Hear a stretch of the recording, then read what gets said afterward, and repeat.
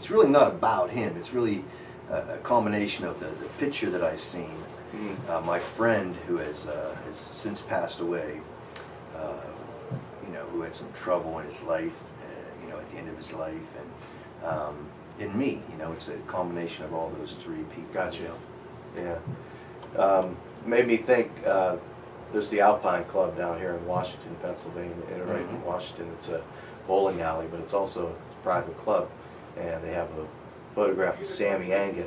I was trying to remember the guy's name, but I guess he was either lightweight or welterweight, middleweight boxer here from Washington, and they have a photograph of him, Sammy Anget Way. You know, it's a street in Washington. He was one of these guys, maybe in the 30s. I'm not absolutely certain, but yeah, I was thinking about that. And I was reading an article about Bruno Sammartino. Yeah, it made me think of Bruno Sammartino and how he, you know, came here and started wrestling. Right. I was amazed, like the stuff that you know. I guess he bench pressed like 500 pounds or something like that. Yeah, this guy, he's still pretty good. You know, now, I mean, but yeah, what an amazing story that was. You know, Bruno Sammartino. I remember watching Bruno Sammartino and George the Animal Steele. You know, those wrestling, Bill Cardell and the whole bit. Yeah. Chili Billy. Chili Billy. And it was the pie trainer. Who can American? See, we're the same age. Yeah. Saturday afternoons and watching wrestling. You remember Terminal Stair? Oh yeah. Well, she went to my high school. Oh. And I think, she was a few years ahead of us, but I think she ended up marrying Bill. Oh really? Yeah, I think so. I think I can't, or I don't know. I don't want to, you know, it's, you know, I may be wrong there, but I remember, hey, that's so and so. You know, I forget her name. It's terrible.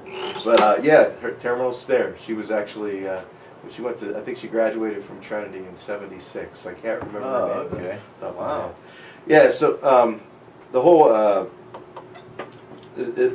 being a troubadour and out there on the road, playing clubs and coffee houses and traveling, and things have really changed a lot in the music industry, probably since when you first started out with the house rockers and doing that stuff. Yeah, well, I can remember, you know, early on, I mean, even in the Shades, I mean, you know, we were talking about, I started playing in '79, you know, I want to say professionally, I mean, playing out in bars.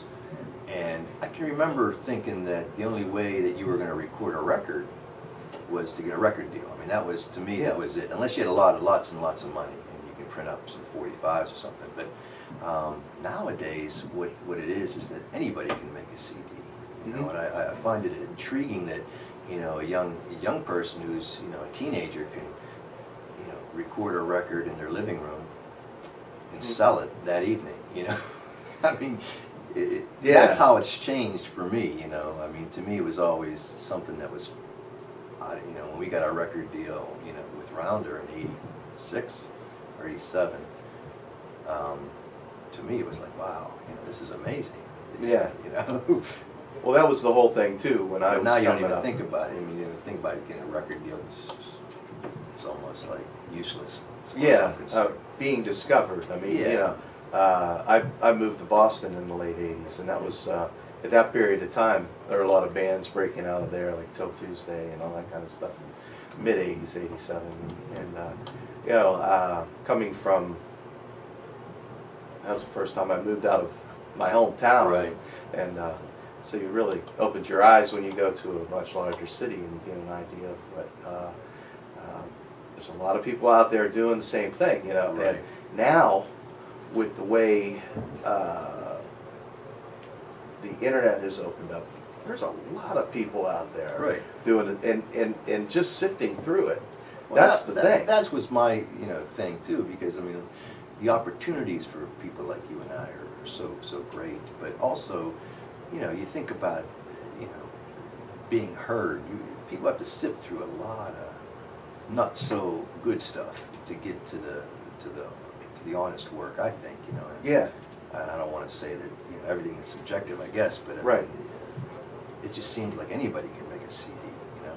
Right. Yeah. The filter's not there. Yeah. Right. And you know, it is subjective, and just even having people to come on the show, I have to be a filter, you know, Sure. and I'm getting Sorry. a lot of stuff. Started taking submissions on Sonic Bids. By the way, if anybody's listening out there, go to Sonic Bids, I think it's /acousticsongs, and you can actually submit to be on the show. And I've been getting these submissions from people, you know, guys from Idaho and stuff like that. And I'm thinking, Idaho, you know, and here, you know, here's some good stuff, and I hear some stuff where people. It's like, wait a minute, did you read the list of the submission? It's like, this is an acoustic-based show, and I get like synth pop bands sending me stuff. I'm like, or, you know, hardcore, loud rock, no way it could be pulled off of this, Sure. you know. But, yeah, the filter, that's the thing. I used to listen to radio to hear new music, and with the you know, these big radio conglomerates out there with Clear Channel and Livewire, and it just seems like they've just morphed down into you go out these shows that you see are basically just it's turned into corporate music, and everybody plays the same thing everywhere.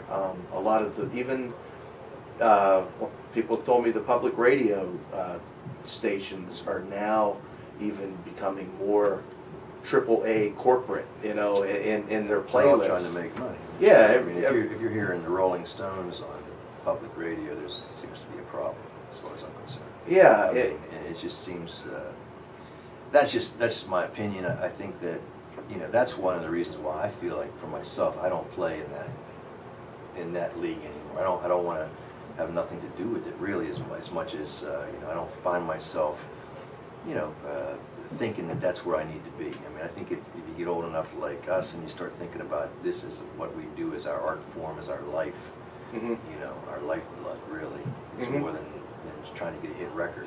Yeah, and that is the thing nowadays that wasn't the case before, is that you can go out on the road as a solo artist and you can make a living playing music and not having to worry about the record company being your bank. Right. And you can actually create your niche audience out there and go to those places, and anything that happens. It really has changed the rules of the game. I mean, it would have been nice if it would have happened, you know, 25 years ago. But you know, from the perspective of, I would have liked to have been able to go in and spend. Yeah, you probably wouldn't have appreciated it. Yeah, because you know you probably wouldn't understand it. I don't, you know, and plus the fact that I think that you're writing from a more mature perspective. Yeah. You know, as a young, you know, there's a few young people that can write from that perspective, I think. Yeah. You know. Who comes to mind, like when you think of some of these newer young songwriters that are out there that like? I don't listen to music, but I don't know. I mean, we talked about it. I mean, it's not new, but Ryan Adams was somebody that I thought was really good. But I think he puts out a lot of stuff, and a lot, maybe more than he should. What I've heard, but I'm sure there's a lot of good young writers. I mean, there's a lot of people. One of the guys I recently came across is Joe Pug. I'm like singing the. You know, they're going to start saying, "Oh, he's the next Dylan pretty soon." You know, he was just on Bob Edwards' show, and he had Jacob Dylan on, and you know, I really like that kind of the music, so I seek that out. Right. Anyway, so tonight you're playing. Where can people? You're playing tonight, right? No, I'm not playing tonight. I'm playing tomorrow. Oh, tomorrow. Tomorrow at Wrights in Heidelberg. Okay. Yeah. Right up the road here. Okay. It'll be cool. It'll be a band thing. I've got a 5-piece that I got playing tonight. I'm gonna have my friend Mark Reisman on harmonica tonight. Awesome. So that's kind of cool. You know, and